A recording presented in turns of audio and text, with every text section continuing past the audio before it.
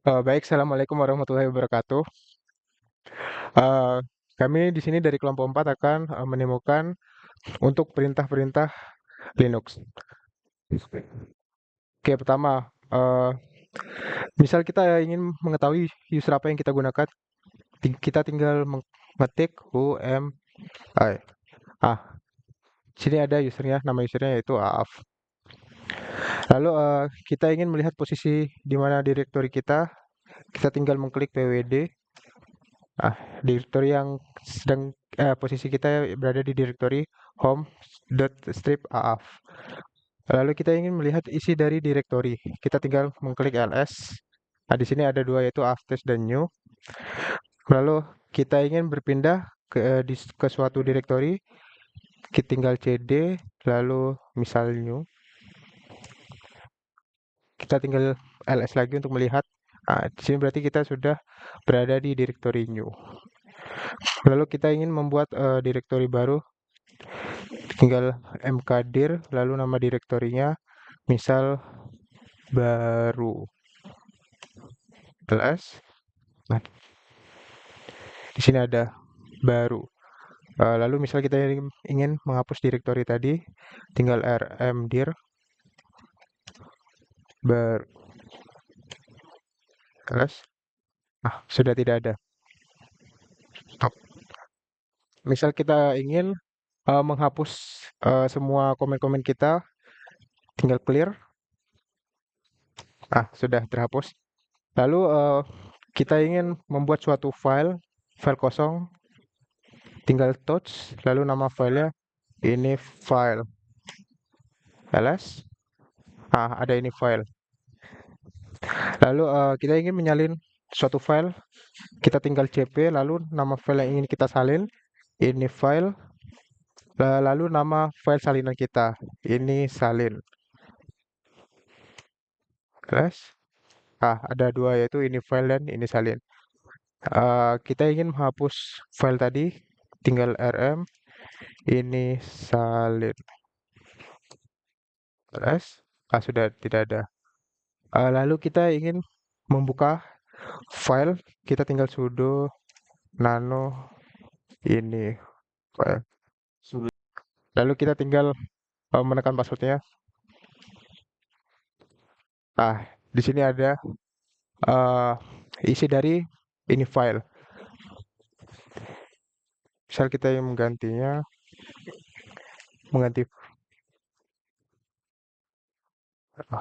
kita dapat menggantinya misal ini.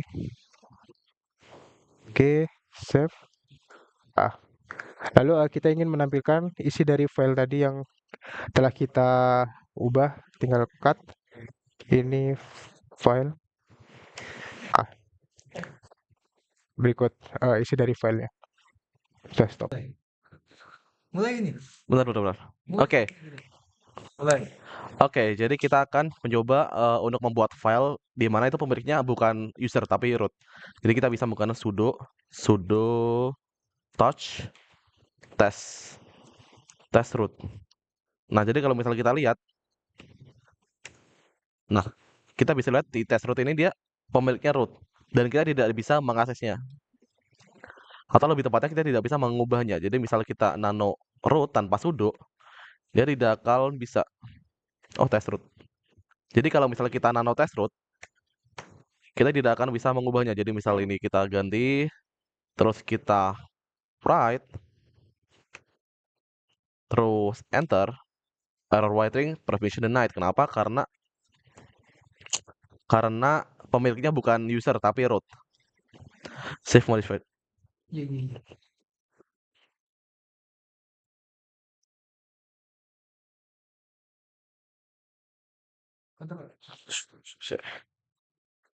Jadi kalau misalnya kita exit, terus karena kita tidak bisa mengeditnya, jadi kita no aja.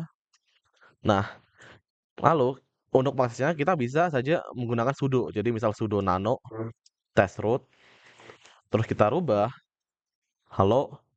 Nah, ini bisa. Jadi misal kita write, dia tidak akan ada salahnya. Jadi misal kita exit, kita bisa langsung cat test root.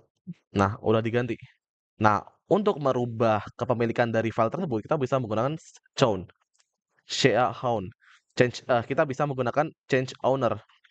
Jadi kita tidak mungkin bisa menggunakan ini tanpa sudo. Jadi misal kita ini shown terus aaf sebagai user, terus file tadi operation permitted karena yang punya itu root. Kalau kita pengen ganti, kita harus menggunakan sudo. Nah, kita lihat lagi. Nah, ini bisa dilihat pemiliknya udah jadi aaf. Sekarang kita bisa menggantinya tanpa menggunakan sudo. Nah, ini bisa kita ganti. Terus kita write out. Nah, bisa kita cat lagi. Nah, itu bisa kita ganti. Itu caranya menggunakan chown. Itu merupakan command chain owner. Lalu kadang-kadang kita menggunakan bash script. Jadi untuk membuat bash script kita bisa menggunakan, ada Vim nggak sih di sini? Tes Vim ada harus ya. Nah, oke. Nah, jadi selain nano kita juga bisa merubah memodifikasi file menggunakan Vim. Jadi misal kita bikin file Vim script sebagai bash script.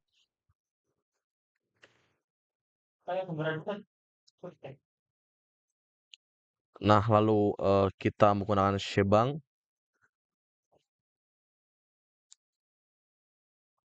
Kita insert shebang, kita menggunakan bin bash. Jadi ini kita akan mengatakan hello world. Nah, lalu kita akan mencoba menjalankannya. Seharusnya tidak bisa. Nah, permisi karena apa? Karena kalau kita misal dilihat di sini, dia tidak punya ini di sini dia tidak punya permission untuk executable. Untuk menggunakannya kita bisa menggunakan change mode.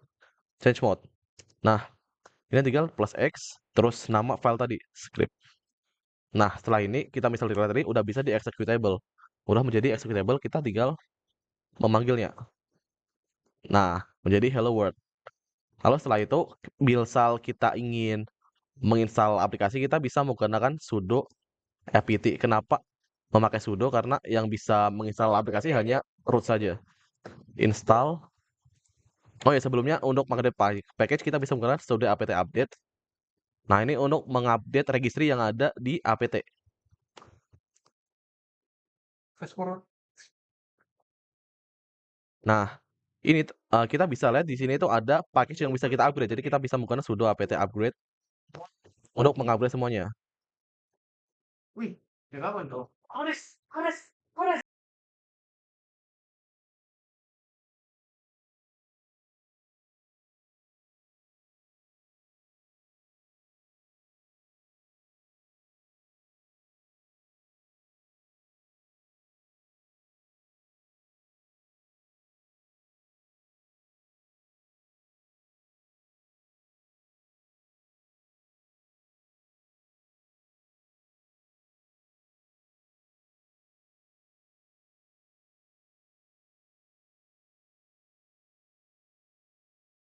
Install NeoVim misal.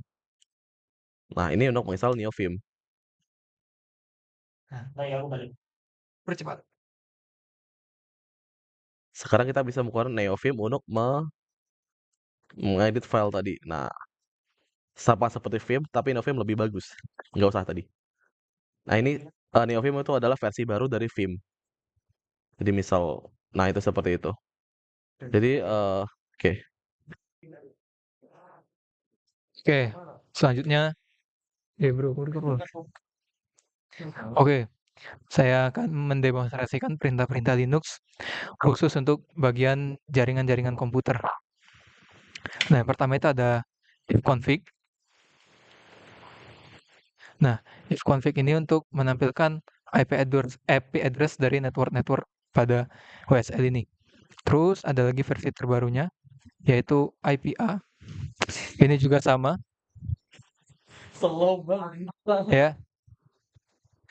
Nah, kalau untuk melihat IP address hanya untuk satu interface saja, bisa IPA show ETH 0.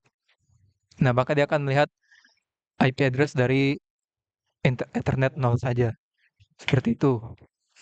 Lalu API udah traceroute.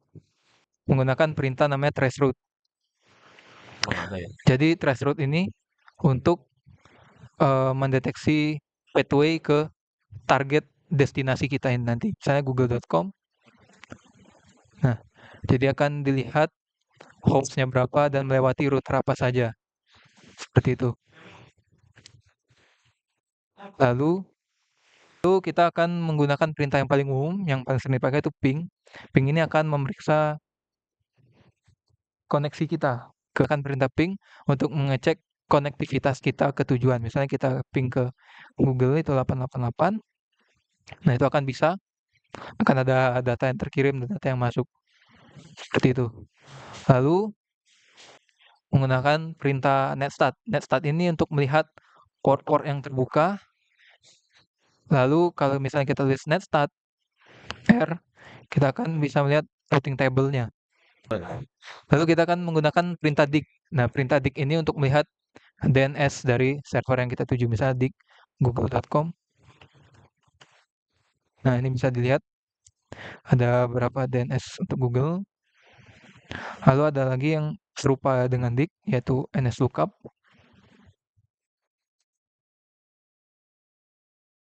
Ini juga sama, melihat DNS dari google.com itu sendiri. Seperti itu.